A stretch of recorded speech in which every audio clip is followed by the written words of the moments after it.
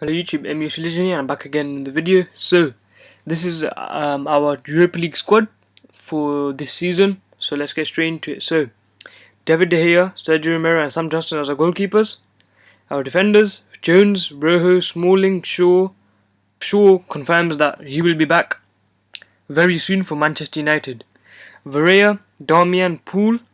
Midfielders, Mata, Carrick, Blind, Young, Herrera, Valencia's there as well, so he might be back soon. Fellaini, Schneiderlin, Schweinsteiger, Lingard. And our forwards, Memphis, Marshall, Rooney and Will Keane. So that's our team. And obviously Cameron Bothuk-Jackson and McNair, I think they're not have to be registered because they're under 21.